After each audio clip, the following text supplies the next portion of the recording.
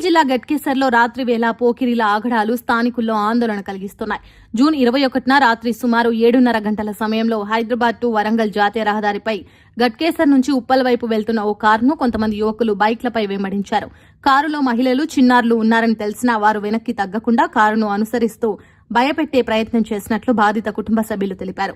ఈ ఘటన మొత్తం కారులో అమర్చిన డాష్ క్యామ్ లో రికార్డ్ అయింది. అనంతరం బాధితురాలి బంధువు భార్గవి ఈ వీడియోలను సోషల్ మీడియాలో పోస్ట్ చేయడంతో ఈ విషయం వెలుగులోకి వచ్చింది.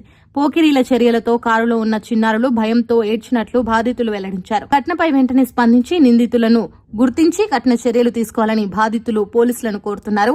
అలాగే జాతీయ రహదారులపైన ముఖ్యంగా రాత్రి వేళల్లో పోలీస్ పెట్రోలింగ్ ను మరింత పెంచాలని స్థానికులు డిమాండ్ చేస్తున్నారు. నిన్న మా అన్నయ్య వాళ్ళ ఫ్యామిలీ అందరు కలిసి నైట్ ఫంక్షన్ కి వెళ్ళారు.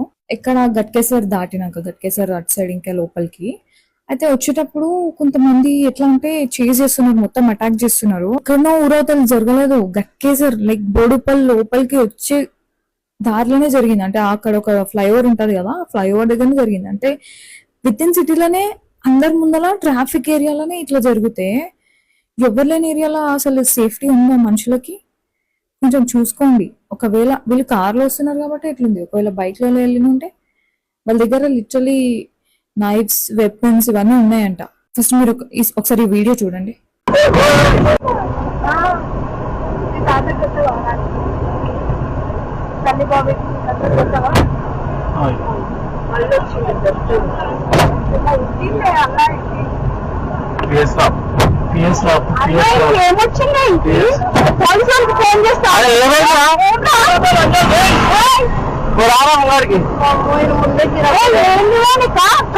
అయితే ఏమన్నా డ్యామేజ్ అయితే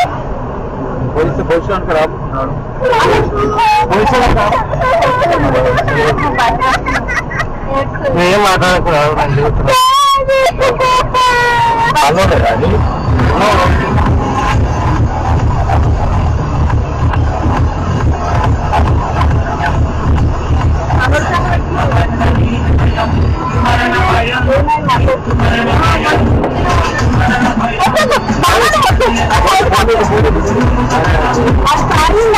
కావాలని చేస్తున్నారు. అనంత సైడ్ కాస్త